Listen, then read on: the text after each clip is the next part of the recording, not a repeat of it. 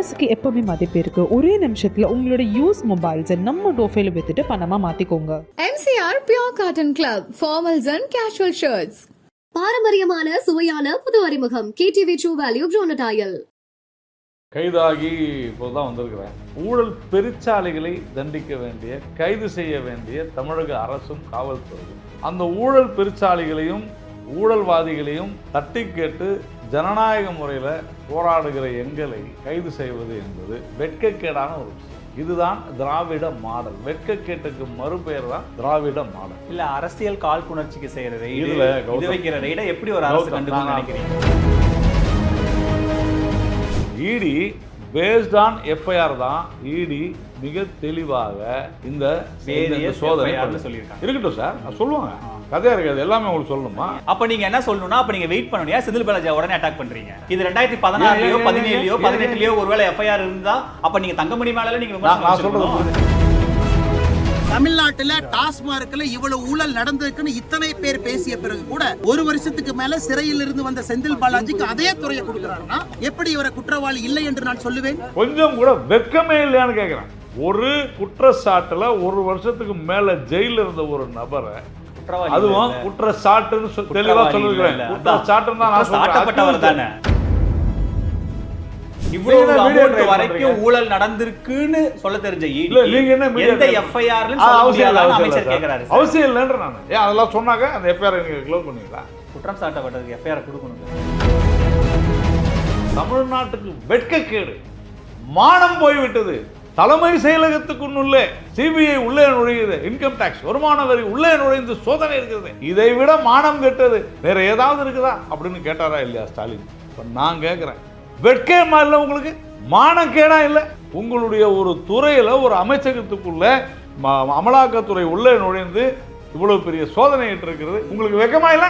அந்த வழக்கே அரசியல் காழ்ப்புணர்ச்சியால் ஜோடிக்கப்பட்ட வழக்குன்னு சொல்றாங்க. அது அப்படிதாங்க பேசியாங்க. அதுதான் நான் கேள்வியா வைக்கிறேன். நீங்க ஏன் சொல்றீங்கன்னா அந்த தேர்தல் அப்ப நீங்க அவரை டார்கெட் பண்ணீங்கல்ல, அதே மாதிரி 26 தேர்தலுக்கு நீங்க செந்தில் பாலாஜி திரும்ப டார்கெட் பண்றீங்க. அதுதான் இந்த மாதிரி பிரச்சனை எல்லாம் வரக்கூடாதுதான் ஒரே நாடு ஒரே தேர்தல்.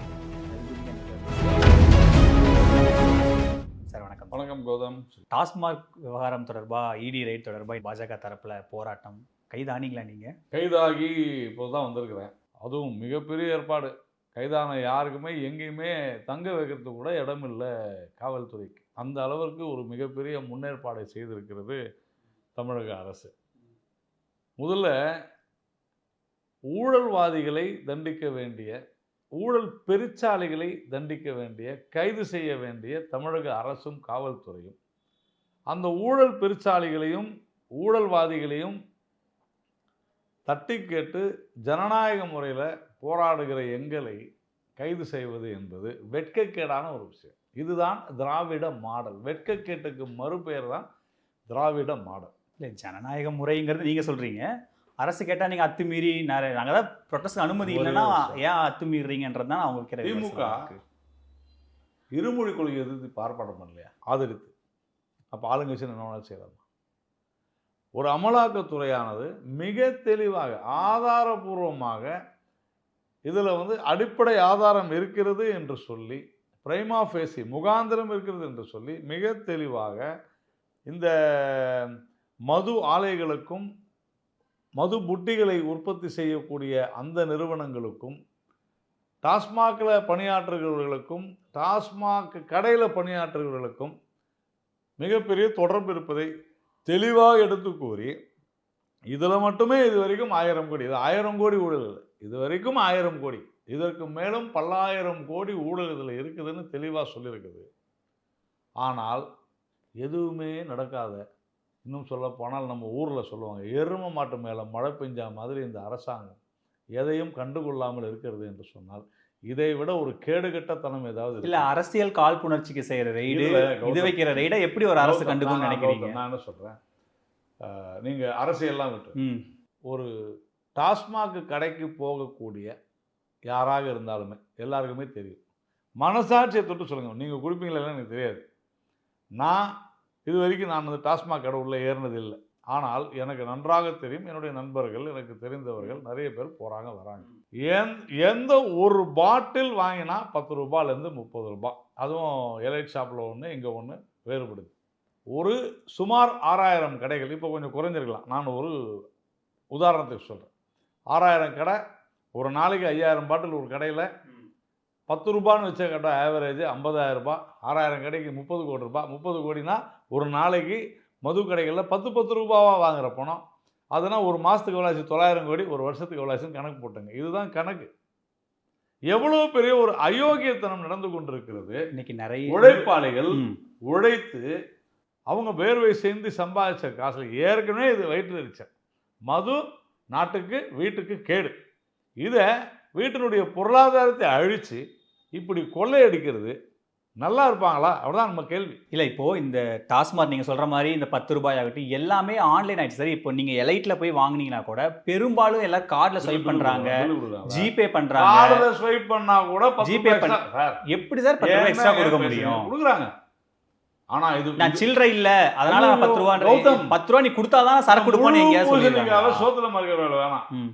டாஸ்மாகுக்கு போற யாராவது ஒருவரை கூட்டு வந்து இல்லைங்க என்கிட்ட எக்ஸ்ட்ரா வாங்கல எம்ஆர்பியுடன் சொல்ல யாராலையும் மறுக்க முடியாது, மறைக்க முடியாது. அப்பவே அது தொடர்பான வீடியோக்கெல்லாம் வந்தப்போ இது வந்து பர்பஸா ஜோடிக்கப்பட்டு எடுக்கப்பட்ட வீடியோ அப்படின்ற விமர்சனம் அப்பவே வைக்கப்பட்டது. நீங்க சொல்றது 2022 காலகட்டங்களிலேயே இந்த விமர்சனம் வரும்போதே சொன்னாங்க. கௌதம் முழு பூசணிக்காய் சோத்திரம் இல்ல, நான் மறைக்கல சார். அவங்க சொன்ன விமர்சனத்துக்கு நான் பதிலா சொல்றேன். யார் சொன்னாலும் அவர்கள் முட்டாள்கள்.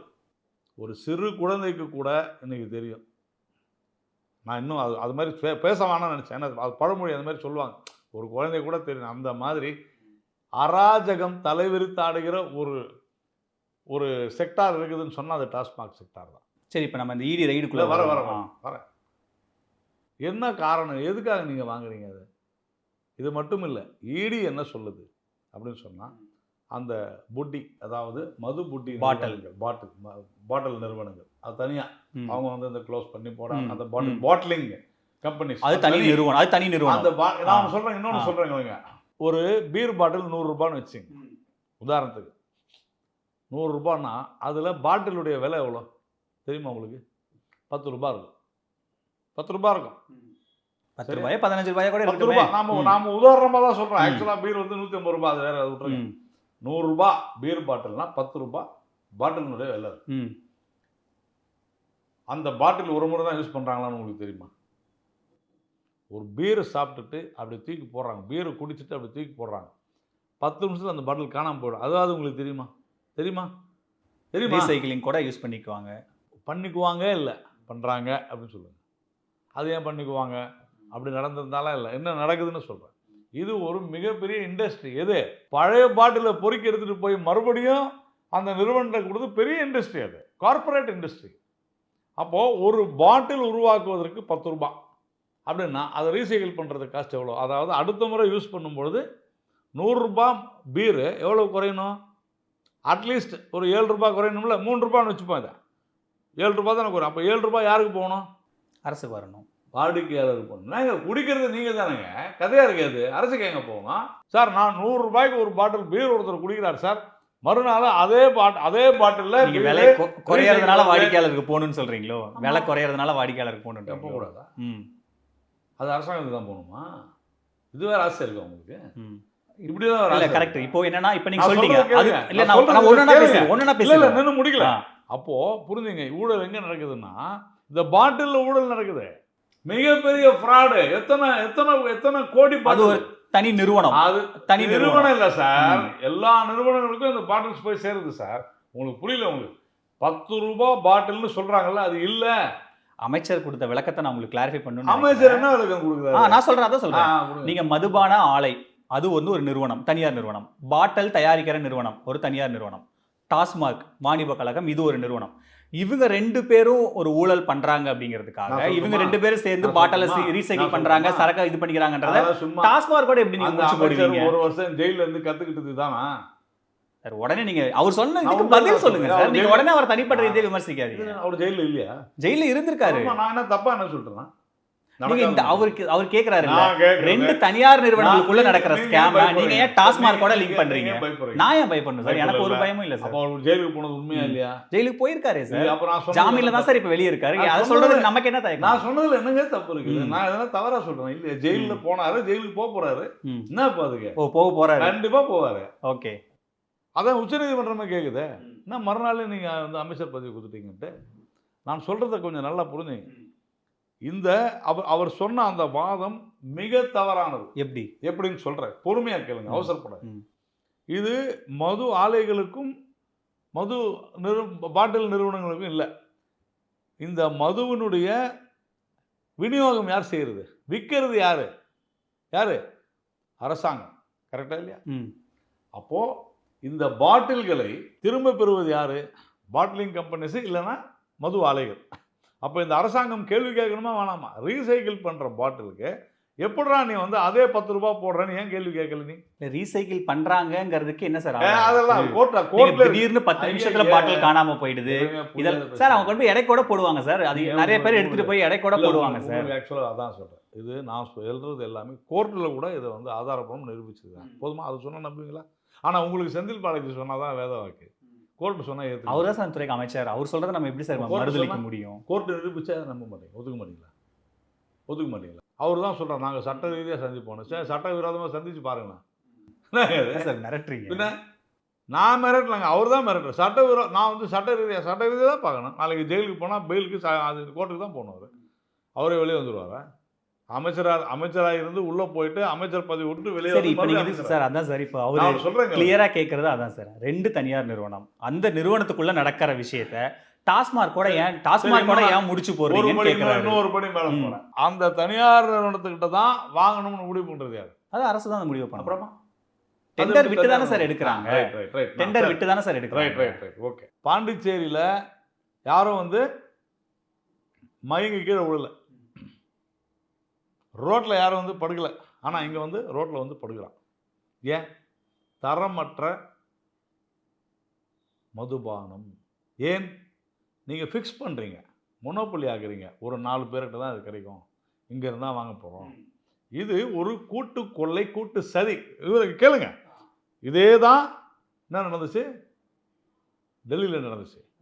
டெல்லியில தனியார் நான் விக்கிறாங்க. சொல்றேன் இல்லைங்க, தப்பா சொல்றீங்க. இல்ல கெஜ்ரிவால் அரசாங்கம் அதை தான் தனியார் வித்துக்கிட்டு இருந்ததை அரசு தான் விற்கணும்னு கொள்கை வகுத்து கொடுத்தாங்களா அரசு? சொல்லுங்க. எனக்கு தெரிஞ்சனால சொல்லுங்க. இன்னும் ஒரு படி மேல போய் சொல்றேன். சொல்லுங்க. டெல்லியில பல கடைகள்ல தமிழ் ஆளுங்க தான் விற்கிறாங்க. தெரியுமா உங்களுக்கு? ஏன்னா அவங்க தான் ரொம்ப எக்ஸ்பீரியன்ஸ் தான் விற்கிறதுல. இங்கேருந்து கூட்டின்னு போட்டாங்க. புரிஞ்சுங்க, நான் விளையாட்டுக்கு சொல்ல. அப்போ டெல்லியில அரசு விற்கிற அந்த மதுபான கடைகளில் அங்கேயும் குறிப்பிட்ட சில பிராண்டு தான் கிடைக்குது. அங்கேருந்து அப்படியே ஒரு 20-25 கிலோமீட்டர் போங்க. டெல்லியில் எத்தனை கடைகள் அரசு? நான் சொல்கிறேங்க, எல்லாமே அரசு கடைகள் தான். கெஜ்ரிவால் அரசில் இப்போ மாறிடும், வெயிட் பண்ணுங்க. அங்கேருந்து 25 கிலோமீட்டர். எங்கே இங்கே எப்படி டாஸ்மாகோ அந்த மாதிரி டெல்லி கெஜ்ரிவால் அங்கே தான். அதுக்கு தான் ஜெயிலுக்கு போனார். யார்? கெஜ்ரிவால். லிக்கர் ஸ்கேம் ஜெயிலுக்கு போனார். அங்கேருந்து 25 கிலோமீட்டர் எங்கே? குருகிராம், ஹரியானா பார்டர். அங்கேருந்து நொய்டா, யூபி பார்டர். அங்கே போய் பாருங்கள். சும்மா என்ன சொல்கிறது, இப்போ இங்கே மால்லாம் எப்படி இருக்கும்? மால் மாதிரி இருக்கும். எது? மது கடைகள், விதவிதமான மது கடைகள். அப்படியே மது பிரியர்கள் உள்ளே போய் அள்ளிட்டு போவாங்க. ஏன் தெரியுமா? இங்கே மோசமான சரக்கு கிடைக்குதுன்ட்டு. நான் வந்து கூட்டியோ குறைத்தோ சொல்லவில்லை. நான் தயவு செஞ்சு சப்போர்ட் பண்ணாதீங்க. இது நடக்குது. அதாவது மது விலக்கு வேண்டுமா வேண்டாமான்றது ஒரு கொஸ்டின். ஆனால் மது விற்பதுல ஊழல் நடக்கிறதா இல்லையானா நான் சொல்றேங்க, 1 லட்சம் கோடி. சார் இவ்வளவு ஏங்க பிடிஆர் பழனிவேல் தியாகராஜன் என்னங்க சொன்னாரு? பாதிக்கும் மேல வருவாய் வருவதில்லை அப்படின்னு என்ன அர்த்தம்? 45,000 கோடி. இன்னொரு 45,000 கோடி ஃப்ராடு. இல்ல அவர் என்ன சொன்னாரு அந்த ஆடியோ நான் சொல்றேன். நான் வந்து கிளாரிஃபை பண்றேன், கரெக்டா சொல்றேன் நான். பாருங்க, அதாவது 2000 ஆட்சிக்கு வந்து 10 மாசத்துக்கு அப்புறம் கிட்டத்தட்ட டாஸ்மார்க்ல 20,000 கோடிக்கு மேல அரசுக்கு வர வேண்டிய வருவாய் வரல அப்படின்னு சொல்றாரு. ஆனா அதுல என்ன ஒரு முக்கியமான, ஆட்சிக்கு வந்து 10 மாசம் தான். நல்லா நீங்க அதான் 10 மாசம். அதுக்கு முன்னாடி இருந்தது அதிமுக ஆட்சி. சோ அப்போ இது இப்ப அந்த செந்தில் பாலாஜி அமைச்சரான உடனே நடக்கல. அப்ப அதுக்கு முன்னாடியில இருந்தே நடந்துட்டு இருக்கும்போது உங்க டார்கெட் செந்தில் பாலாஜி மேல மட்டும் இருக்கிறது தான் இங்க உள்நோக்கமா இருக்கும்னு சந்தேகப்படுறேன் நான். சரி, அப்படி பிடிஆர் பழனிவேல் தியாகராஜன் சொன்னார்ல, அவர் ரொம்ப புத்திசாலி இல்ல? ரொம்ப புத்திசாலி தானே. அப்போ அவர் என்ன சொல்ல, அவர் நிதியமைச்சராக இருந்தார். அப்போது அவர் எல்லாம் கணக்கெல்லாம் பார்த்துட்டு இதெல்லாம் தான் சொன்னார். இப்போது அந்த 45,000 கோடின்றது அவர் சொல்கிற 25,000 சேர்த்துங்க, எவ்வளோ ஆச்சு? 70,000 கோடி ஆயிடுச்சா? அவர் 20,000 கோடி தானே சார் சொன்னார். சரி, 65,000 கோடி ஆயிடுச்சா? ஆயிடுச்சா? ஆகல. 40, 25, 65 தான் சார். அது நம்பர் தானே சார். நான் அவர் வரும்போது 45,000 கோடிங்க. நீங்கள் 20ஓ 25ஓ சொன்னீங்க. என்னை பொறுத்த வரைக்கும் அவர் நான் என்னுடைய நினைவு சரியாக இருக்குமானால் பாதிக்கு பாதி சப்ஜெக்ட் கரெக்ட்னு வச்சுக்கோங்க. என்னுடைய நினைவு சரியாக நான் இப்போ எழுதினேன். இப்போ சமீபத்தில் சொன்னார் 50 விழுக்காடு வரலன்னு, 50% வரமாட்டேங்குது என்ன அப்படின்ற கணக்கில் 45,000 கோடினா 90,000 கோடி வந்துருக்கணும். வரல. சரி, நீங்கள் சொல்கிறபடி 25,000 வச்சுங்க, 70,000 கோடி வந்துருக்கணும். வரல. அப்போது பிடிஆர் பழனிவேல் தியாகராஜன் அறிவாளி இல்லை அப்படின்றத ஒத்துக்கலீங்களா? நான் அப்படி சொல்லல. சும்மா அப்படி இல்லைன்னா செந்தில் பாலாஜி, அப்படி இல்லைன்னா செந்தில் பாலாஜி ஊழல்வாதி. அப்படி இல்லை சார். என் விமர்சனம் என்னன்னா, நீங்க செந்தில் பாலாஜியை மட்டும் ஏன் டார்கெட் பண்றீங்கன்னு நான் கேட்கறது புரிஞ்சுங்க. ஒன்று பிடிஆர் பழனிவேல் தியாகராஜன் சொன்னது ரைட்டுன்னு சொல்லுங்க. அவர் ரைட்டுன்னா செந்தில் பாலாஜி ஊழல்வாதின்னு ஒத்துக்குங்க. அவர் இப்போ இல்லைன்னா பிடிஆர் பழனிவேல் தியாகராஜனுக்கு அறிவில்லைன்னு ஒத்துங்க. நீங்க என்னோட கேள்வியே, உங்க விமர்சனம் ஏன் பிடிஆர் செந்தில் பாலாஜி மேல மட்டும் இருக்கு? அதுக்கு முன்னாடி இன்னைக்கு நான் சொல்றேன், ஒரு 4 வருஷமா செந்தில் பாலாஜி அமைச்சரா இருக்காரு. ஏன் நான் சொல்றேன், புகார்கள் பதியப்பட்டிருக்கின்றன. எஃப்ஐஆரா? எந்த காலகட்டத்துல? 2014ல இருந்து 21 வரைக்கும் நான் சொல்றேன். சொல்லுங்க. இடி பேஸ்ட் ஆன் எஃப்ஐஆர் தான். இடி மிக தெளிவாக இந்த வேரியஸ் எஃப்ஐஆர்னு சொல்லியிருக்காங்க. இருக்கட்டும் சார், சொல்லுவாங்க. கதையா இருக்காது, எல்லாமே உங்களுக்கு சொல்லணும். மீடியா சொல்லணும் சார். உங்களுக்கு தெரியாது ஒண்ணும் இல்ல. என்னை விட சட்டத்துல சட்ட அறிவு ரொம்ப இருந்தனால தான் இப்ப சொல்லணும்ன்ற அவசியம் இல்ல. ஏன் விசாரணை முடியும் போது சொல்லுவாங்க. அப்ப நீங்க என்ன சொல்லணும்னா, அப்ப நீங்க வெயிட் பண்ணணும். செந்தில் பாலாஜி உடனே அட்டாக் பண்றீங்க. இது 2016லயோ 17லயோ 18லயோ ஒருவேளை எஃப்ஐஆர் இருந்தா அப்ப நீங்க தங்கமணி மேல நீங்க விமர்சனம் வச்சிருக்கணும். சரி, தங்கமணி தப்பு பண்றாருன்னு வச்சுப்போம் ஒரு பேச்சுக்கு. அதாவது அதிமுக அரசு யார் நடவடிக்கை எடுத்துக்கணும்? அதுக்கப்புறம் ஆட்சி மாற்றது வந்து திமுக அரசு நடவடிக்கை எடுக்கல. அப்போ நடக்கலன்னு ஒத்துக்கலாமா? சரி, எடுக்கலனாக்கா திமுக தான் ஒரு தவறு நடந்தும் நடவடிக்கை எடுக்கலன்னு என்ன அர்த்தம்? அதை விட மோசமான அரசு அப்படின்னு நம்ம ஒத்துக்கலாமா? சொல்லுங்க. நீங்க சொல்ற கேள்விக்கே நான் அதிமுக தவறு பண்ணிடுச்சுன்னே வச்சுப்போம். அடுத்த ஆட்சி வருது, ஐயா அதில் ஊழல் நடந்திருக்குது, ஒரு ஆளை விட மாட்டோம். சொல்லிருக்கணுமா வேணாமா? நீ ஏன் சொல்ல? எல்லாத்து மேலேயுமே ஸ்டாலின் பல நடவடிக்கைகள்லாம் எடுத்தாங்க. ஐயோ, அந்த செந்தில் பாலாஜி தான் இவர் கெட்ட கேட்டுக்கு முதலமைச்சர் பதவி வராம். இவர் ஒரு கடத்தல்காரர், ஆள் கடத்தல்காரர், தனிப்பட்ட மோசடி பேர் கடத்தல்காரர். நான் சொல்லுங்க. ஹலோ, நான் எங்க சொன்னேன்? இதையெல்லாம் சொன்னது திரு மு.க. ஸ்டாலின் அவர்கள். யார? செந்தில் பாலாஜி. மோசடி பேர் வழி ஆள் கடத்தல்காரர். கொஞ்சம் இருங்க. உங்களுக்கு ஏன் செந்தில் பாலாஜினா உங்களுக்கு சார் தனி நம்ம இஷ்யூக்குள்ள பேசுவோம் சார். நம்ம சார் தனிப்பட்ட ரீதியா போங்க. நான் எங்க சொன்னேன்? நான் சொல்லவே இல்லைங்க. செந்தில் பாலாஜி எனக்கு நல்லா தெரியும் சார். எனக்கு ரொம்ப மரியாதை கொடுப்பாரு. தனிப்பட்ட முறையில் எனக்கு அவருக்கு ஒன்றும் தகராறு இல்லை. தனிப்பட்ட முறையில் ஸ்டாலினுக்கு செந்தில் பாலாஜி தான் தகராறு இருந்திருக்கலாம். அதனால தான் மோசடி பேர் வழி அரசியல் ரீதியா வைக்கிற விமர்சனம் சார். உங்களுக்கு தெரியாதது ஒன்றும் இல்லை. அரசியல் ரீதியா தனிப்பட்ட முறையில் வைப்பாங்க. மோசடி பேர் வழி இவர் கெட்ட கேட்டுக்கு முதலமைச்சர் பதவி வேறாம். இதெல்லாம் நான் பேசல. பேசுனது யாரு? மு.க. ஸ்டாலின். அதே கொண்டு போய் மறுபடியும் கொண்டு போய் கொடுக்குறீங்களே. நான் என்ன கேட்குறேன், கொஞ்சம் கூட வெக்கமே இல்லையான்னு கேட்குறேன். ஒரு குற்றச்சாட்டில் 1 வருஷத்துக்கு மேலே ஜெயிலில் இருந்த ஒரு நபரை குற்றம் சாட்டப்பட்டவர் தானே குற்றவாளி இல்ல சார். குற்றவாளி இல்ல சார். குற்றவாளி இல்ல சார். குற்றம் சாட்டப்பட்டவர் சார். நீதிமன்ற குற்றவாளின்னு சொல்லியிருக்காரு. நான் எங்க சொன்னேன் அந்த மாதிரி? நீங்க தான் சொல்றீங்க. ஒரு அக்யூஸ்ட்னா குற்றம் சாட்டப்பட்டவர் தான். நானும் தான் சொல்றேன். அக்யூஸ்ட்னா என்ன? குற்றம் சாட்டப்பட்டவர் தான். ஒரு அக்யூஸ்ட மறுபடியும் அது என்ன மாதிரியான அக்யூஸ்ட்? டிரைவர் வேலைக்கும் கண்டக்டர் வேலைக்கும் மெக்கானிக் வேலைக்கும் உனக்கு வேலை வாங்கி தரேன்னு காசை வாங்கி போட்ட ஒரு நபர். நான் சொல்ல, மு.க. ஸ்டாலின் சொன்னார். அப்படிப்பட்ட நபரை நீங்கள் கொண்டு வந்து மீண்டும் அமைச்சராக்குவீங்க, இங்கே ஊழல் நடக்கும்.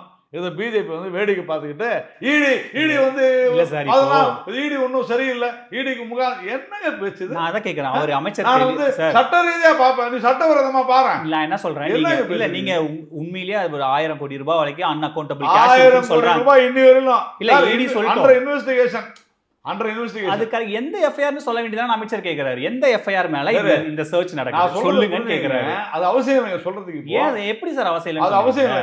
எப்படி சார் ஏன் இவரு செந்தில் பாலாஜி எந்த எஃப்ஐஆர் சொல்லட்டுமே? அவங்க சொன்னாதான் சார் சொல்ல முடியும் எந்த எஃப்ஐஆர். அப்போ செந்தில் பாலாஜிக்கு எஃப்ஐஆர் இருக்கிறதே தெரியாது. கரெக்டா? நிறைய எஃப்ஐஆர் இருக்கு சார். பல்வேறு காலகட்டங்கள்ல நிறைய எஃப்ஐஆர் போட்டிருக்காங்க. எந்த எஃப்ஐஆர் மேல இந்த சோதனை நடந்திருக்கு அப்படின்னு சொல்லுங்க. அதை எப்போ சொல்லணுமோ அப்பதான் சொல்லுவாங்க. எப்ப சொல்லுவீங்க? மீடியா ட்ரையல்லாம் வேணாம். கோர்ட் நீங்களா இல்ல நீதி சார் 1000 கோடி அளவுக்கு அண்ணா கோர்ட் இல்ல என் கேள்வி என்னன்னா இவ்வளவு அமௌண்ட் வரைக்கும் ஊழல் நடந்திருக்குன்னு சொல்ல தெரிஞ்ச ஈடி எந்த எஃப்ஐஆர்னு சொல்ல முடியாதான்னு அமைச்சர் கேக்குறாரு. அவசியம் இல்லைன்ற நான் ஏன் அதெல்லாம் சொன்னாங்க அந்த எஃப்ஐஆர் நீங்க க்ளோஸ் பண்ணீங்களா? இல்ல எந்த எஃப்ஐஆர்னா அந்த காலகட்டத்துல யார் இருந்தா என்ன நடந்தது எது நடந்ததுன்னு சொல்ல வேண்டிய அவசியம் இல்லை சார். புரிஞ்சுங்க. சட்டம் நான் சொல்றது சட்டம். ஒரு இன்வெஸ்டிகேஷன் ஏஜென்சி அது முடிவு வரைக்கும் சொல்லணுன்ற அவசியம் இல்லை. குற்றம் சாட்டப்பட்டதுக்கு எஃப்ஐஆர் கொடுக்கணும்ல சார். எஃப்ஐஆர் போட்டாங்க சார். நீங்க என்ன புரியாது அப்ப அது எஃப்ஐஆர் அப்ப அது என்னன்னு சொல்லுங்க சார். அதெல்லாம் ஒண்ணொண்ணா சொல்லுவாங்க. நீங்க சொல்லாததான் சார் இங்க சந்தேகத்தை கிளப்புது. அத சொல்லாததான் பயத்துல சொல்லாதனால தான் நீங்க அரசியல் ரீதியா இது அரசியல் ரீதியான இது. அதனால தான் பிஜேபியினுடைய தலைவர்கள் வீடு வீடா போய் கைது பண்றாங்க. வீடு வீடா. இன்னைக்கு காலைல எனக்கு கூட எங்க இன்ஸ்பெக்டர் ஃபோன் பண்றாரு. சார் அப்படின்னு நான் வீட்டு விட்டு கிளம்பிட்டேங்க. போலீஸ் வருது. அப்புறம் நான் வீட்டு விட்டு கிளம்பிட்டப்போ போலீஸ் வருது. இந்த சூழ்நிலை தான் இருக்கிறாங்க. நான் என்ன உங்களுக்கு வழியில் மடியில் கனம் இல்லையால் வழியில் ஏன் பயம்? நான் என்ன சொல்கிறேன், நான் என்ன சொல்கிறேன், இது தமிழ்நாட்டை உலுக்கி எடுத்துக்கக்கூடிய தமிழ்நாட்டினுடைய வரலாற்றிலேயே இதுவரை காணாத அளவிற்கு மிகப்பெரிய ஒரு ஊழல் உண்டா இல்லையா? 1000 கோடிக்கு மேலே ஊழல்னு அதுவும் இன்வெஸ்டிகேஷன் நடந்துகிட்டு இருக்குதுன்னு சொன்னால் அப்படிப்பட்ட ஊழல் குறித்து உடனடியாக முதல்வர் சட்டசபை நடந்து கொண்டிருக்கும் போது அது குறித்து பேச வேண்டுமா? அரசியல் தைரியம் இருந்தால், திராணி இருந்தால், இதெல்லாம் நான் பேசல. திராணி இருந்தால், துப்பு இருந்தால், இதெல்லாம் பேசிருக்காரு மு க ஸ்டாலின். நான் பேசல. மு க ஸ்டாலின் பாஷையில சொல்றேன், அவர் மொழியில சொல்றேன். தைரியம் இருந்தால், திராணி இருந்தால், முதுகெலும்பு இருந்தால், துப்பு இருந்தால் சார் சட்டசபையில இத பத்தி நீங்க கொடுங்க. Correct sir. நான் என்ன சொல்றேன், ஏன் கொடுக்கல? நான் என்ன சொல்றேன், இடி 2 பக்கத்துக்கு பாட்டல் நிறுவனங்களுக்கும் மதுபான ஆலைகளுக்கும் இருக்கிற தொடர்பு, பணியாளர்கள் சரக்கு கொண்டு போற வாகனத்துல முதல் கொண்டுன்ற அளவுக்கு இவ்வளவு மென்ஷன் பண்ணிருக்காங்கல்ல. இந்த புகார், இந்த எஃப்ஐஆர், இது மேல இந்த ரெய்டு, இந்த நடவடிக்கைன்னு சொல்றதுல என்ன தயக்கம்? படிச்சீங்கல்ல? நான் படிச்சிட்டேன். கீழ என்ன இருக்கு லாஸ்டா? Further investigations going on. அவ்வளவுதான் சொல்ல. அப்புறம் சார் இல்ல சார், எனக்கு என்னன்னா அப்ப நீங்க என்ன சொல்லணும்னா, அப்ப நீங்களும் செந்தில் பாலாஜி விமர்சிக்காம சரி எஃப்ஐஆர் வரட்டும், எந்த காலகட்டத்தில் நடந்துச்சுன்னு பார்ப்போம், அப்ப யார் அமைச்சர் என்ன புகார்னு வச்சுட்டு அப்புறம் விமர்சிக்கலாம்னு சொன்னா ஓகே. ஆனா நீங்க என்ன பண்ணீங்க, உடனடியா செந்தில் பாலாஜி தான் போராட்டத்துல இறங்கிட்டீங்க. அதான பிரச்சனையே. தமிழ்நாட்டுக்கு வெட்கக்கேடு, மானம் போய்விட்டது. தலைமை செயலகத்துக்குள்ளே சிபிஐ உள்ளே நுழையுது, இன்கம் டாக்ஸ் வருமான வரி உள்ளே நுழைந்து சோதனை இருக்கிறது. இதை விட மானம் கெட்டது வேற ஏதாவது இருக்குதா அப்படின்னு கேட்டாரா இல்லையா ஸ்டாலின்? இப்ப நான் கேட்கிறேன், வெட்கமா இல்லை உங்களுக்கு? மானக்கேடா இல்லை? உங்களுடைய ஒரு துறையில ஒரு அமைச்சகத்துக்குள்ள இது அமலாக்கத்துறை உள்ளே நுழைந்து இவ்வளவு பெரிய சோதனை இருக்கிறது. உங்களுக்கு வெட்கமா இல்லை? இந்நேரம் நீங்க ராஜினாமா பண்ணிருக்க வேணாம். எதுக்கு ராஜினாமா பண்ணணும்? இதுக்கு அது ராஜினாமாக்கு என்ன இல்லையா? எதுக்கு ராஜினாமா பண்ணணும்? ஆமா, உங்களுக்கு ஒண்ணு இல்லைங்க. திராவிட மாடல்ல என்ன பழக்கம்னா நீங்க அரசியல் ரீதியா ஒரு ரெய்டு பண்ணுவீங்க, அரசியல் ரீதியா ஒரு குற்றத்தை சார்ஜ் பண்ணுவீங்க, உடனடியா நீங்க முதலமைச்சர் பதவி விலகணுமா? அதுக்கு பேசாதீங்க. அது அரசியல், அமலாக்கத்துறைக்கு அரசியல். அததான் எல்லாரும் சொல்றேன், அரசியல் ரீதியான காழ்ப்புணர்ச்சி தவிர இதுல வேற எதுவுமே இல்ல. ஈவன் இடி கொடுத்த பிரஸ் ரிலீஸ் கூட கிளாரிட்டியே இல்லாத ஒண்ணுன்னு சொல்றாங்க சார். அமைச்சர் செந்தில் பாலாஜி பிரஸ் மீட் கொடுத்தாரு, பாத்தீங்கல்ல? ஜட்ஜாங்க. அப்போ இது ரெய்டு நடந்த உடனே பதவி விலகிருன்னு சொல்றதுக்கு பாஜகவினர் ஜட்ஜா? தார்மீக உரிமை இருக்கு. என்ன தார்மீக? அமலாக்கத்துறை விசாரணையோட அமைப்பு. சரி, எனக்கு தார்மீக உரிமை இருக்குது. ஓகே. அப்ப ஸ்டாலின் கேட்டாரே, அதுக்கு சார் நீங்களே சொல்றீங்க முகாந்திரம் பிரைமா ஃபேசின்றீங்க. வெளியே போக வேண்டும் சொன்னாரா இல்லையா? அதுவும் ஒரு தனிப்பட்ட நபர், தலைமை செயலாளர் அவருடைய அலுவலகத்துல. அப்படின்னா அரசாங்கத்தின் மீது அல்ல, அவர் அலுவலகத்துல. இப்ப நடந்திருக்கிறது என்ன? அவருடைய அமைச்சகத்தின் மீதான சோதனை, டாஸ்மாக் நிறுவனத்தின் மீதான சோதனை. அதை புரிஞ்சுங்க. அப்ப தார்மீக பொறுப்பேற்று நீங்கள் ராஜினாமா. நான் என்ன கேட்கறேங்க, நான் சொல்றது இது பாருங்க, சும்மா இந்த முட்டு கொடுக்குற வேலை எல்லாம் நான் ஏன் சார் முட்டு கொடுக்குறேன்? எனக்கு இருக்கிற நான் பேசிக்கான கேள்வியை உங்களுக்கு நான் கிளாரிஃபை நான் கேட்கறேன். கௌதம், நீங்க தப்பு பண்ணல இல்ல? அப்ப நீங்க என்ன சொல்லணும்? சட்டப்படி நாங்க சந்திப்போம்னு சொல்லுங்க. தப்பு பண்ணல இல்ல, ஆனா தப்பு நடந்திருக்கு. என்ன சொல்றீங்க? அது அப்ப கூட நடந்திருக்கலாம். கரெக்டா? அதிமுக ஆட்சியில் இருந்திருக்கலாம். அதிமுக ஆட்சியில் நடந்திருந்தா நீங்கள் ஏன் நடவடிக்கை எடுக்கல? நீங்கள் தானே நடவடிக்கை எடுக்கணும், ஏன் எடுக்கல? அது பதில் சொல்லுங்கள். இதுக்கு பதில் சொல்லுங்கள் சார்.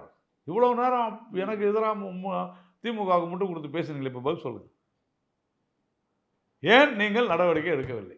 ஊழல் நடந்துச்சு எப்போ, எங்க போன கவர்மெண்ட்ல நடந்ததுன்னா நீங்கள் என்ன பண்ணணும்? போனீங்கல்ல கவர்னர்கிட்ட, ராஜ்பவனில் போய் பட்டியலுக்கு மேலே பட்டியல் கொடுத்துக்கிட்டே இருந்தீங்களே. இல்ல சார், நீங்க ரொம்ப அவசரப்பட்டு போராடுறீங்க. நான் கேட்டது தாங்க, செந்தில் பாலாஜியை மோசடி பேர்வழின்னு சொன்னவரை மறுபடியும் நீங்க அமைச்சராகும். இல்ல எனக்கு என்னன்னா, நீங்க ஏன் அவரையே டார்கெட் பண்றீங்க? செந்தில் பாலாஜி அவரு ஏதோ ஊழல் பண்ணிருக்காரு, அதனால அவரே டார்கெட் பண்றோம். ஊழல் தான் சார் டார்கெட் பண்ண முடியும், முறைகேட்டு தான் டார்கெட். நீங்க அவரை பர்சனலா டார்கெட் பண்றீங்க சார். இவ்வளவு நேரம் இல்ல நான் என்ன சொன்னேன், எனக்கு அவரை நன்றாக தெரியும்னு சொன்னேன். பர்சனலா நான் அவர் ஏதாவது வந்து தனிப்பட்ட, நான் பாஜகவை தான் சொல்றேன், உங்களை தனிப்பட்ட ரீதியில சொல்லல. யாருமே தனிப்பட்ட முறையில குடும்பத்தை பத்தியோ பேசலங்க, யாருமே பேசலங்க. ஆனா எங்க டாக்டர் தமிழிசை தான் எங்களால தான் நீங்க டாக்டர் ஆனீங்கன்னு பொய் பேசிட்டு தெரிஞ்சிட்டு இருக்கிறாங்க. நாங்க திமுக இல்லையா, அவர் படிச்சாரு ஆனாரு. இதெல்லாம் என்ன மடத்தனமா இல்ல, பைத்தியகாரத்தனமா? அதுக்கான சிஸ்டம் இல்லனா எப்படி சார் படிக்க முடியும்? அதுக்கான வாய்ப்பை ஏற்படுத்தி கொடுக்கலனா எப்படி சார் படிக்க முடியும்? அதுக்கான சிஸ்டம் இருந்துச்சு சார் தமிழ்நாட்டுல, அது யார் உருவாக்கி கொடுத்தது? அப்போ நாங்க போட்ட பிச்சர்னு சொன்னாரு ஆர்எஸ் பாரதி. நீங்க உடனே எங்க போறீங்க பாருங்க, டக்குன்னு வந்து ஜம்ப் ஆகுறீங்க. நாம இப்போ சிஸ்டம்க்குள்ள பேசும்போது டக்குன்னு இப்படி ஜம்ப் ஆகுறீங்க. அதாங்க திராவிட மாடல். நான் என்ன தீண்டத்தகாத நான் தயாநிதி மாறன் கேட்கலையா சார்? இப்போ இடி கொடுத்த இன்னொரு முக்கியமான விஷயம் வந்து டெண்டர் வந்து பார் டெண்டர் கொடுக்கறதுல நிறைய ஊழல் வந்து நடந்திருக்குன்ற மாதிரி சொல்லு. அமைச்சர் அதுவும் எல்லாமே எண்ட் டு எண்ட் ஆன்லைன் டெண்டரா மாறிடுச்சு, எல்லாமே டிரான்ஸ்பரண்டா இருக்கு. நடுவில் கொஞ்சம் பக்கத்து காலம் என்ன சொன்னாரு, போன ஆட்சியில் எப்படி நடந்துச்சோ அதே மாதிரி தான். அதுதான் அதுதான் அப்பவுமே அதே தான். அந்த இதுல இருக்கு, மதுபான கொள்கையில எந்த மாற்றமுமே பண்ணல. இப்ப என்ன இருக்கோ அந்த ஆன்லைன்ல அப்படியே தான் நடந்துட்டு சொல்லுது. அப்ப ஈடு என்ன சொல்லுது, வா ராஜா நீ வா, நான் என்ன சொல்லுவா, நீ என்ன வேணாலும் சொல்லிங்க. இப்போ ஈடு இது சொல்லியிருக்குதுல்ல, இது investigation, further investigation is on அப்படின்னு சொன்னால் விசாரணை தொடர்கிறது, எண்டு இல்லை, தொடர்கிறது, வாங்க நீங்கள் மாட்டுவீங்க. சரி, இப்போ அமைச்சர் இன்னொரு லாஜிக்காக ஒரு கேள்வி கேட்குறாரு. இப்போ என்னன்னா, கீழே டாஸ்மார்க் பணியாளர் ஒருத்தர் அந்த நிறுவனங்களுடைய மதுபான ஆலையோடையோ பாட்டில் நிறுவனம் ஏதோ ஒரு ஊழல் பண்ணுறாரு அப்படின்னா, டாஸ்மார்க் நிறுவனம் இப்போ 4700 கடை இருக்குது, ஒரு 10 கடையில் ஒரு பணியாளர் கடைநிலை ஊழியர் தப்பு பண்ணுறாருன்னா டாஸ்மார்க் நிறுவனம் அவர் மேலே வந்து நடவடிக்கை எடுத்து எஃப்ஐஆர் போட்டால் அந்த எஃப்ஐஆரை எடுத்துகிட்டு வந்து நீங்கள் வந்து விசாரணைக்கு வந்து அதுக்கு உயரதிகாரிகள் எல்லாரும் பொறுப்பாக முடியுமா? என்ன லாஜிக் கேட்குறாரு? விசாரிக்க கூடாதா? அவரை பிடிச்சி கேளுங்க சார். அவங்கள போய் கேளுங்க. அதுதான் டாஸ்மாக் நிறுவனம் சொல்லியிருக்கேன். புரிஞ்சுங்க சார். ஓப்பன் நீங்கள் தமிழ்நாட்டில் தான் இருக்கிறீங்களா? நான் தமிழ்நாட்டில் தான் ஒரு 5-6 வருஷமா. இந்த டாஸ்மாகில் போய் இந்த பீரு விஸ்கி வாங்குறதெல்லாம் நீங்கள் அந்த வீடியோலாம் பார்த்துருக்கீங்களா? மக்கள் வாங்கும்போது அப்போ கேட்பாங்க, பார்த்துருக்கீங்களா? என்ன சொல்லுவாங்க, கேட்டிருக்கீங்களா இல்லையா? நான் இன்னைக்கு கூட ஒரு வீடியோ பார்த்தேன். ஆனால் அந்த வீடியோ மேலே வைக்கப்படுற விமர்சனத்தையும் நான் சொல்லிட்டேன். நான் சொல்கிறத கேளுங்க. இன்னைக்கு இல்லை, நான் தொடர்ந்து இந்த 5 வருஷமாவே 6 வருஷமாவோ 7 வருஷமா கூட வச்சுங்க, ஒன்றும் பிரச்சனை இல்லை. என்ன சொல்கிறாங்கன்னா, இது எங்களுக்கு இல்லைங்க, அதிகாரிகள் தான் கொடுக்குறோம். ஓப்பனாக டாஸ்மாக் பணியாளர்கள் கொடுக்கக்கூடிய ஊடகங்களுக்கு கொடுக்கக்கூடிய பேட்டி. நீங்கள் சொல்லுங்கள், டாஸ்மாக் பணியாளர்கள் தான் மோசம் அப்படின்னு சொல்லுங்கள். சொல்கிறீங்களா நீங்கள்? அவங்க தான் ஃப்ராட் பண்ணுறாங்கன்றீங்களா? அயோக்கியத்தனம் பண்ணுறாங்க அப்படின்னு நீங்கள் சொல்கிறீங்களா? தொழிலாளர்கள் தான் மோசம்னு சொல்கிறீங்களா? தைரியம் தான் சொல்லுங்கள். அப்போ அமைச்சர் ரொம்ப யோகியமானவர், அதிகாரிகள்லாம் ரொம்ப யோகியமானவங்க, தொழிலாளர்கள் தான் மோசமானவங்க. கரெக்டாக? சரி, இப்போ இந்த இடி ரைடை தாண்டி நான் செந்தில் பாலாஜியை வச்சு அரசியல் ரீதியான சில கேள்விகள்லாம் எனக்கு இருக்குது. இப்போ நீங்கள் செந்தில் பாலாஜியை கரெக்டாக 2024 தேர்தலுக்கு ஓராண்டுக்கு முன்னாடி இந்த வழக்கில் தொடர்பாக இடி சிறை கைது பண்ணாங்க, ஓராண்டு சிறை இருந்தார். தேர்தல் முடிஞ்சு உங்களுக்கு இல்லை சார், நான் கேள்வி முடிச்சிடறேன் சார். இல்லை, என்ன கேள்வி முடிச்சிடறேன். அந்த மாதிரி பேசக்கூடாது. எந்த வழக்கில்? அதுதான் சார் நான் சொல்கிறேன், என்னோட கேள்வி முடிக்க விடு. நான் அரசியல் ரீதியான ஒரு கேள்வி கேட்குறேன். கேள்வியை தவிர இருக்கட்டும் சார், நீங்க எனக்கு சரி பண்ணுங்க, கேள்வி சரி பண்ணுங்க. கேள்வி முடிச்சதுக்கு அப்புறம் சரி பண்ணுங்க. நான் முடிச்சதுக்கு அப்புறம் சரி பண்ணுங்க. நீங்க முதல்லயே சரி பண்ணீங்க. சொல்லுங்க. செந்தில் பாலாஜியுடைய வழக்கு இன்னைக்கு வரல சார். செந்தில் பாலாஜி செஞ்ச தப்பு என்ன? நான் கண்டக்டர் வேலை வாங்கி கொடுக்குறேன், டிரைவர் வேலை வாங்கி கொடுக்குறேன், மெக்கானிக் காசு வாங்கிக்கிட்டு அடுத்த ஆட்சி வரும்பொழுது அங்க அமைச்சரான உடனே நான் எல்லாருக்கும் செட்டில் பண்ணிட்டேன். அவர் போய் ஒருத்தர் போய் சொல்றாரு, அவர் எல்லாருக்கும் செட்டில் பண்ணிட்டாருங்க, எங்களுக்குள்ள எந்த பிரச்சனையும் இல்லை. அப்போதான் நீதிமன்றம் சொல்லுது, எங்க உயர் நீதிமன்றம், எப்பா நீ திருப்பி கொடுத்தா கூட லஞ்சம் வாங்கினது தான், உச்சநீதிமன்றம் சொன்னது. சென்னை உயர்நீதிமன்றம் சென்னை உயர்நீதிமன்றம் வழக்க முடிச்சு வச்சு அதுக்கப்புறம் உச்சநீதிமன்றம் போய் தான் வழக்க தோணுது. It's other way round. சரியா, அது முடியாதுன்னு சொல்லு. அப்போ நீதிமன்றம் சொல்றது தப்பா சார்? அந்த வழக்குல தான் சார் தயவு அதுதான் சார் செஞ்சு இல்ல சார் அதுதான் சார் நானும் கேட்கிறேன். அதுதான் சார் என் கேள்வி. அதுக்கு சம்மந்தமே இல்லைங்க. இப்ப என்னன்னா திமுக உங்களை நோக்கி வைக்கிற கேள்வியை நான் கேள்வியா வைக்கிறேன். நான் அததான் நான் கேள்வியா வைக்கிறேன். கேள்வியே கிடையாதுங்க. திமுக நீங்க வந்து ஈடி கிட்ட பேசிங்க. அந்த வழக்கே அரசியல் காழ்ப்புணர்ச்சியால் ஜோடிக்கப்பட்ட வழக்குன்னு சொல்றாங்க. அது அப்படிதாங்க பேசுறாங்க. அதுதான் நான் கேள்வியா வைக்கிறேன். நீங்க ஏன் சொல்றீங்கன்னா அந்த தேர்தல் அப்ப நீங்க அவரை டார்கெட் பண்ணீங்கல்ல, அதே மாதிரி 26 தேர்தலுக்கு நீங்க செந்தில் பாலாஜி திரும்ப டார்கெட் பண்றீங்க. அதுதான் அவங்க வைக்கிற விமர்சனம். இந்த மாதிரி பிரச்சனை எல்லாம் வரக்கூடாதுதான் ஒரே நாடு ஒரே தேர்தல். இதுக்கு என்ன சார் இருக்கு? எதுக்குன்னா அப்ப வருஷம் 2 வருஷத்துக்கு மேல தேர்தல் வந்துகிட்டே இருக்கும். நீங்க தப்பு பண்ணிக்கிட்டே இருப்ப, ஊழல் பண்ணிக்கிட்டே இருப்ப, உங்களுக்கு கொள்ளை அடிச்சுக்கிட்டே இருப்பீங்க, திருடிக்கிட்டே இருப்பீங்க. நான் வந்து நீ போலீஸ்காரனே இருக்க கூடாதுங்களா? கொங்கு பெல்ட்ல அவருக்கு டஃப் கொடுக்கறாரு சார். அதனால நீங்க வந்து வேற வழி இல்லாம அவரை நீங்க சிறையில வைக்கிறீங்கங்கறதா திமுக வைக்கிற விமர்சனமே. உங்களுடைய மலிவான அரசியல்களுக்கெல்லாம் என் மக்களை, என் தமிழ் மக்களை பலிவாங்க நாங்கள் விட மாட்டோம். எங்கள் தமிழர் மக்களை நீங்கள் தொடர்ந்து இப்படி ஊழல் செய்து அழித்து கொண்டே இருந்தால் நாங்கள் வேடிக்கை பார்த்து கொண்டிருக்க மாட்டோம்.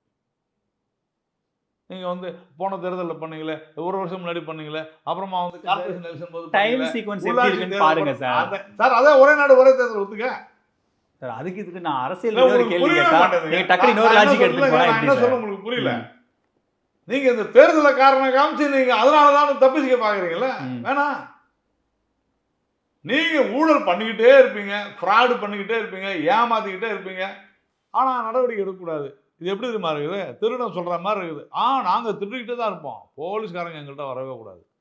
பிஜேபி போலீஸ்காரன் சார் வரதான் சார் செய்யும். நீங்க அந்த காழ்ப்புணர்ச்சி ரீதியா வரீங்கன்றதா சார் விமர்சனம். அரசியல் ரீதியா பதில் சொல்லுங்க சார். அதுக்கு நான் சொல்றேன் அரசியல் ரீதியா பதில் சொல்லுங்க. நான் அரசியல் ரீதியா பதில் சொல்றேன். நான் ஒன்றும் பிஜேபி நாராயணனோ இல்ல அண்ணாமலையோ போய் செந்தில் பாலாஜி அலுவலகத்தை ரைடு விடுறது நாங்க இல்லையே.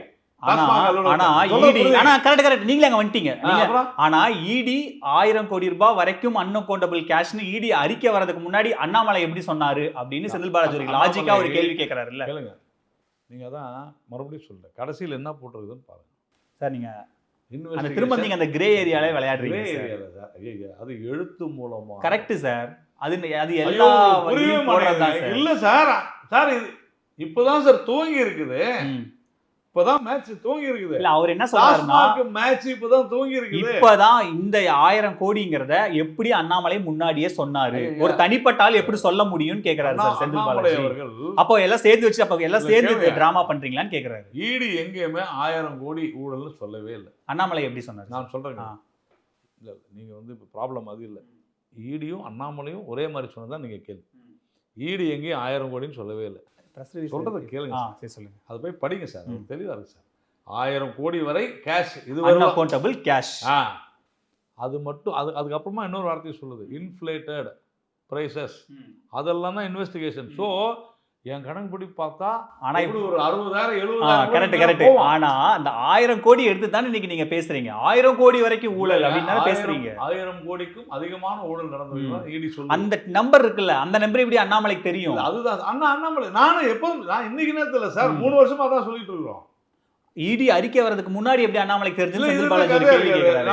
நீங்க வந்து கெஸ் பண்ணலாம். இது வந்து அரசியல் ஒரே நம்பர் எப்படி சார்? ஒரு இன்வெஸ்டிகேஷன் ஏஜென்சியும் ஒரு கட்சியோட மாநில தலைவர் எப்படி ஒரே நம்பரே கெஸ் பண்ண முடியும்? அது அரசியல் ஆக்க வேணாம்னு நீங்க நினைச்சீங்கன்னா நான் 4ல இருந்து 1008 கோடின்னு மாத்தி சொல்றேன். இல்ல சார், அமைச்சர் ஒரு டவுட்டா கேக்குறாருல, அத கிளாரிஃபை பண்ணுங்க. 1000 டவுட் இருக்கும். எங்களுக்கு கூட தான் டவுட் இருக்குது. நீங்களா ஒரு அமைச்சரா, வேலை வாங்கி தரேன்ட்டு காசு வாங்கி போட்டு ஏமாத்தினேன் ஒரு அமைச்சரா அப்படின்னு எங்களுக்கு கூட தான் டவுட் இருக்குது. அப்படிப்பட்ட ஒரு நபரை போய் நீங்க ஒரு முதலமைச்சர் எப்படி அமைச்சரா நியமிச்சீங்க? எங்களுக்கு அதுலயும் டவுட் இருக்கு. அவர் அமைச்சராகிறதுக்கு எந்த சட்டத்தடையும் இல்லை சார்.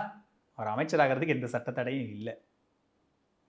அது ஜாமீன் சந்தோஷமா உங்களுக்கு? எனக்கு என்ன சார் சந்தோஷம்? எனக்கு சார் நீங்க ஏன் சார் என்னையே பிராண்ட் பண்றீங்க? எனக்கு என்ன சார் சந்தோஷம்? இல்ல நான் அப்படி ஏன் அது மாதிரி பேசாதீங்க. You have to be. இல்ல நீங்க எல்லாமே என்னமோ சட்டவிரோதமா நடந்த மாதிரியே சொல்றீங்களே. அது பட வேண்டிய விஷயம். இந்த மாதிரி ஒரு நபரை நீங்க அமைச்சரா வச்சுக்கிறது வெட்கப்பட வேண்டிய விஷயம். ஆளுநரை கேளுங்க சார், ஏன் பதவி பிரமாணம் பண்ணி வச்சீங்க? ஆளுநர் தான் வந்து முடியாதுன்னாரு. அதுக்குதான் நீங்க ஏன்னா சட்டப்படி அதுக்கு உரிமை இருக்கு அவருக்கு அமைச்சராக. நானும் சட்டப்படி நான் ஒன்னும் சொல்லி என்ன சொன்னேன். ஆமா, நீங்க இப்ப விமர்சிக்கிறீங்க ராஜினாமா பண்ணணும். சட்டப்படி நான் ஒன்னும் பேசவே இல்லையா.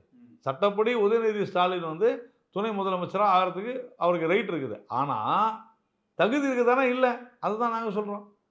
அதே மாதிரி தான் செந்தில் பாலாஜிக்கு தகுதி இல்லை. தகுதிக்கே அளவீடுகள் மாறும் சார். நீங்கள் கேட்குற கேள்வி மக்களுக்கு வந்துங்க, மக்கள் கொதிச்சு போயிருக்கிறாங்க. என்னடா 10 ரூபா 10 ரூபா 10 ரூபா வாங்கி இது எவ்வளோ ஆர்கனைஸ்டு பாருங்க. ஒரு 6000 கடன். ஆனா அதே மக்கள் வந்து ஏன்பா இவரையே நான் போய் சொன்னேன், டார்கெட் பண்ணி பழி வாங்குறாங்கன்னு பேசிக்கிறாங்க சார். ஆமாம், ஐயோ திமுக காரங்க எடுத்து ஏன் போட்டுட்டே தெரியுமா? இருக்காங்க, பாக்குறீங்களா இல்லையா? இன்னைக்கு எத்தனை பேர் குடிக்கிறாங்க தெரியுமா உங்களுக்கு தமிழ்நாட்டில்? அரசாங்கம் என்ன சொல்லுது? இங்கே வேற மதுவே கிடையாது, கள்ள சாராயம் கிடையாது, வேற மதுவே கிடையாது, எங்களை மீறி ஒரு பாட்டில் வந்தால் கூட பிடிச்சிருவோம் சொல்கிறாங்களா இல்லையா? அப்போ மதுவினால் இறக்குறாங்கன்னு சொன்னால் அரசு கொடுக்கிற, அரசு விற்கிற மதுவினால் இருக்கிறாங்க தான் அர்த்தம். If I am right. அப்படிப்பட்ட மதுவை குடித்து இவ்வளவு கனிமொழி அவர்களே வருத்தப்படுகிற அளவிற்கு அதிக இளம் விதவைகளை உருவாக்குவது யார் அப்படின்றதான் கேள்வி. அப்போ என் மனசு கொதிக்கணுமா வேணாமா? ஒரு தமிழனாக நீங்கள் கொதிக்க வேண்டுமா வேண்டாமான்றதான் கேள்வி. அவங்க என்ன மனிதாபிமானத்தோட அணுகுங்க. ஆனா என்னன்னா ஒவ்வொருத்தரும் டெய்லி 10 ரூபாய் 20 ரூபாய் அவன் வேர்வை சிந்தி உழைச்சிட்டு போய் ஒரு குவார்டரோ இல்லை ஒரு பீரோ குடிக்கும் போது எக்ஸ்ட்ரா 20 ரூபாய் கொடுக்கறதுல ஒரு நாளைக்கு 30 கோடி தமிழ்நாட்டில் 30 நாளைக்கு 900 கோடி, ஒரு மாதத்துக்கு 12 மாதத்துக்கு, ஒரு வருஷத்துக்கு எவ்வளோன்னு கணக்கு போட்டுங்க. 10,000 கோடி 10 ரூபாவா 10 ரூபாவா கொள்ளை அடிக்கிறான். நீங்கள் வந்து வேடிக்கை பார்த்துருக்கீங்க. அதுக்கப்புறமா பாரில் வந்து போய் பாருங்கள், பாரில் அந்த பிளாஸ்டிக் இது கொடுக்குறாங்க பாருங்கள், தண்ணி, அது எவ்வளோன்னு போய் கேளுங்க, டம்ளர் எவ்வளோன்னு போய் கேளுங்க. என்ன சார் பேசுறீங்க நீங்கள்? இப்படி ஊழல் ஊழல் ஊழல் ஊழல்னு ஊழலில் ஊறி தெளிச்சிருக்கிற ஒரு விஷயத்தை இன்னைக்கு அண்ணாமலை அவர்கள் கையில் எடுத்து சவுக்கடி கொடுத்துக்கிட்டு இருக்கிறாரு. சந்தோஷப்படுறதை விட்டுட்டு, மகிழ்ச்சி அடைவதை விட்டு அவர் செந்தில் பாலாஜி சொல்லிட்டார் சார். செந்தில் பாலாஜி சொன்னா ஜட்ஜ் அவரு நீங்க அரசியல் ஜெயில போய் உட்கார்ந்து அந்த கதையெல்லாம் வேணாம். அவர் ஜெயில இருந்தபோது எத்தனை முறை அவருக்கு நெஞ்சு வலி இல்ல, வந்து, நான் என்ன சொல்றேன், இல்ல கரெக்ட் நான் கேக்குறது ஜெயில இருந்தபோது நெஞ்சு வலி வந்துச்சு இல்ல, இப்ப வரவே இல்லை பாத்தீங்களா? நான் அப்பயே சொன்னேன், முறையான மருத்துவ வசதி சிறைச்சாலையில் இல்லை, அதனால சிறைத்துறை அமைச்சர் ரகுபதி ராஜினாமா பண்ணணும். கரெக்ட். இப்போ நான் எனக்கு ஒரு ரொம்ப பேசிக்கான ஒரு கேள்வி சார். இப்போ நீங்கள் சொல்கிற மாதிரி அந்த ஃபர்தர் இன்வெஸ்டிகேஷன் 1000 கோடி அன்அக்கௌண்டபிள் இன்னும் கூட அதிகமாகலாம், ஃபர்தர் இன்வெஸ்டிகேஷன் கோயிங் ஆன்னு சொல்லும் போது எந்த காலகட்டம்னு சொல்லலை, எந்த எஃப்ஐஆர்னு சொல்லலை, இந்த மாதிரி ஒன்று நடந்திருக்க வாய்ப்பு இருக்கு, முகாந்திரம் இல்லை சார். கேள்வி சார், என் கேள்வியை முடிக்க விடுங்க சார். முகாந்திரம் இருக்குன்னு சொன்ன ஒரு அந்த எந்த விதத்திலையும் இருக்கிறத வச்சுட்டு நடிக்காதீங்க. நான் சொல்றேன், ஒரு உடனடியே டக்குன்னு செந்தில் பாலாஜி அடிக்கிறீங்களா? அங்கதான் பிரச்சனை. இது முந்தைய காலகட்டமாகவே இருப்பதாகவே வைத்துக் கொண்டாலும் கூட அதை அனுமதித்தது யார்? ஏன் ரொம்ப அவ்வளவு அவசரம் ஏன் பண்றீங்க? உடனே செந்தில் பாலாஜி டார்கெட் பண்றீங்க.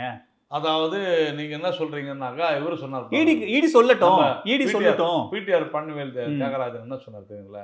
ஏங்க நீங்க வந்து டீசல் விலையை குறைக்கல, எப்போ தெரியுமா? முதல் வருஷம். நாங்கள் எந்த வருஷம் குறைப்போம்னு சொன்னோமா உங்களுக்கு? கேட்டார்ல. 100 ரூபாய் கேஸுக்கு வந்து நீங்கள் மானியம் கொடுக்குறீங்களே, செய்வோம், ஆனால் எப்போ செய்கிறோன்னு சொன்னோமா? அந்த மாதிரி இருக்குது நீங்கள் பேசுறது. நியாயமாக பேசுங்க, நியாயமாக பேசுங்க. நான் என்ன சொல்கிறேன், நீ சம்பாரி, வேணானே சொல்ல, நல்லா உழைச்சி சம்பாரி. இப்படியா கொல்ல கொல்ல கொல்ல என்ன சார்? நிரூபிக்கட்டும் sir. Further investigation going on sir, நிரூபிக்கட்டும் சார். ஈடி சொல்லியிருக்காங்க சார். நான் கேட்குறது, நம்ம கௌதம் சொல்லிட்டுங்க, மனசாட்சி விட்டு நீங்கள், எனக்கு ஒரு நம்பிக்கை இருக்குது, ஆனால் அது போய்த்து போனாலும் நான் என்ன பண்ண முடியும் தெரியல சார். அதுக்கு ஒரு இருந்தாலும் பயமாக இருக்குது. ஆனால் இல்லை, இந்த ஊபின்னு ஒரு வார்த்தை சொல்கிறாங்க இப்போ, அந்த மாதிரி எல்லாம் இருந்துட்டாங்கன்னா ரிஸ்க்கு. நான் என்ன சொல்கிறேன், ஒரு 10 பேர் போய் கேளுங்க, குடிமகன்களை. ஒன்றும் இல்லை, ஏதோ கேமரா வச்சுருக்கு, 2 கேமரா இருக்குது, எத்தனை போய் கேளுங்க. உங்கள் கேமராமேன் 2 பேர் இருக்கிறாங்க, எத்தனை போய் அந்த டாஸ்மாக் கடையிலேருந்து வரவங்கள்ட்ட ஒரு பாட்டிலுக்கு நீங்கள் எக்ஸ்ட்ரா எவ்வளோ கொடுத்தீங்க எம்ஆர்பிக்கு மேலே கேட்குறேன். 10 பேர்லங்க 2 பேராவது நான் 1 ரூபா கூட கொடுக்கலன்னு சொல்லட்டும், நான் அரசியல் விட்டு வெளியே போகிறேன். இதோட நான் உங்களை எப்படி புரிய வைக்கிறதுன்னு தெரில. தூங்குறவனை எழுப்பிடலாம், தூங்குற மாதிரி நடிக்கிறவனை எழுப்பவே முடியாது. கௌதம், அவ்வளோதான் நான் சொல்ல முடியும். ஏன்னா இது திராவிட மாடல்.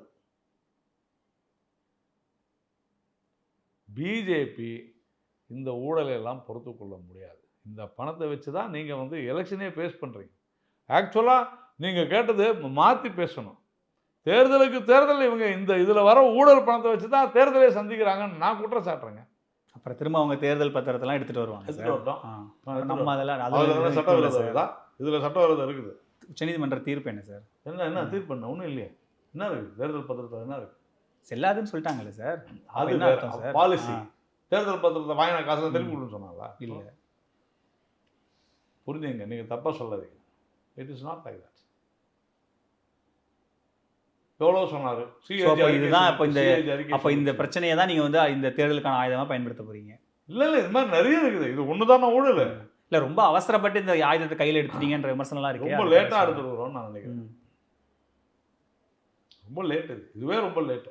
அமைச்சர் சந்தேகப்படுறது கௌதம், தமிழ்நாடு இன்றைக்கு ஒருவருக்கு நன்றி சொல்ல கடமைப்பட்டிருக்கிறது என்று சொன்னால் அது திரு அண்ணாமலை அவர்களுக்கு, எங்களுடைய மாநில தலைவருக்கு நன்றி சொல்ல கடமைப்பட்டிருக்கிறது. காரணம் என்னன்னா, இப்படி ஏற்கனவே வைத்துக்கொள்ள போற அந்த சாராயத்தினால எரியுது வயிறு, மனசும் எரிஞ்சு கொடுக்குறாங்க பாருங்க. இதை தட்டி கேட்கிற அண்ணாமலை மக்கள் வாழ்த்துவார்கள். நன்றி சார். இவ்வளோ நேரம் உங்கள் நேரத்தை எங்களோட செலவழிச்சதுக்கு ரொம்ப நன்றி. பழசுக்கு எப்பவுமே மதிப்பு இருக்கு. ஒரே நிமிஷத்துல உங்களோட யூஸ் மொபைல்ஸை நம்ம டோஃபைல வித்துட்டு பணமா மாத்திக்கோங்க. MCR Pure Cotton Club, formals and casual shirts.